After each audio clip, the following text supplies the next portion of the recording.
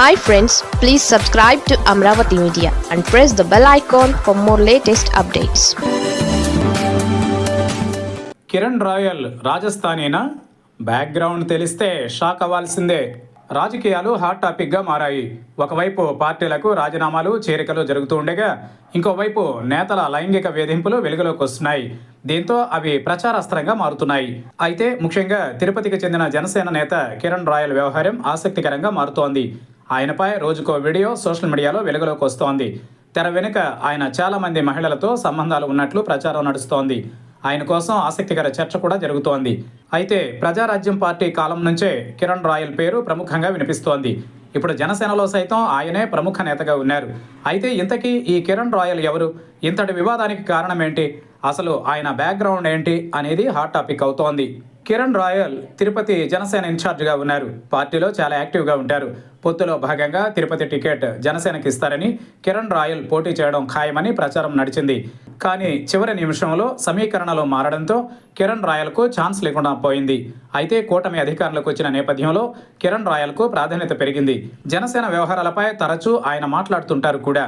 ఇటువంటి తరుణంలో ఓ మహిళ ఏకంగా తనకు జరిగిన అన్యాయంపై సోషల్ మీడియాలో వీడియో విడుదల చేసింది. 1,20,00,000 రూపాయలు తీసుకోవడంతో పాటు 25 సవర్ల బంగారం కిరణ్ రాయల్ తీసుకున్నాడని, అడిగితే చంపేస్తానంటూ బెదిరిస్తున్నాడు అంటూ బాధిత మహిళ ఆ వీడియోలో తన ఆవేదనను వ్యక్తపరిచింది. అది మొదలు కిరణ్ రాయల్ చీకటి బాగోతం అంటూ వీడియోలు సోషల్ మీడియాలో వెలుగు చూశాయి. దీంతో జనసేన నాయకత్వం స్పందించింది, విచారణకు ఆదేశించింది. అప్పటి వరకు జనసేన కార్యక్రమాలకు దూరంగా ఉండాలని సూచించింది. అయితే కిరణ్ రాయల్ బ్యాక్గ్రౌండ్పై ఇప్పుడు బలమైన చర్చ నడుస్తోంది. కిరణ్ రాయల్ తిరుపతికి చెందిన వ్యక్తి కాదని, అసలు ఏపీ రాష్ట్రానికి చెందినవాడే కాదని, ఆయన రాజస్థాన్కు చెందిన వ్యక్తి అంటూ తెలుస్తోంది. ఆయన తండ్రి మార్వాడి కుటుంబానికి చెందిన వ్యక్తి అని, ఉపాధి కోసం తిరుపతి వచ్చారని, పాన్, బేడ విక్రయించేవారని స్థానికంగా ఒక ప్రచారం ఉంది. అసలు కిరణ్ ఇంటి పేరు రాయల్ కాదని, స్థానికంగా ఓ బలిజ కుటుంబానికి చెందిన యువతిని పెళ్లి చేసుకోవడంతో కిరణ్ రాయల్ స్వతహాగా చిరంజీవి అభిమాని. 25 ఏళ్ల కిందట కిరణ్ తిరుపతిలో గ్రూప్ థియేటర్స్ను ప్రారంభించినట్లు తెలుస్తోంది. చిరంజీవి సినిమాలకు బ్లాక్లో టికెట్లు విక్రయిస్తూ ఆపై మెగాస్టార్ ఫ్యాన్స్ అసోసియేషన్ నేతగా ఎదిగినట్లు సమాచారం.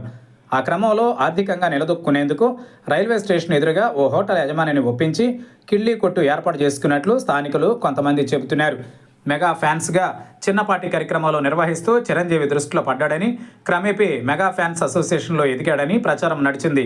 బలిజ సామాజిక వర్గానికి చెందిన మహిళను పెళ్లి చేసుకున్న తర్వాతనే కిరణ్ రాయల్గా పేరు మార్చుకున్నాడని, ప్రజారాజ్యం పార్టీ ఆవిర్భావ సమయంలో హడావిడి చేసి అందరి దృష్టిలో ఫోకస్ అయ్యాడని తెలుస్తోంది.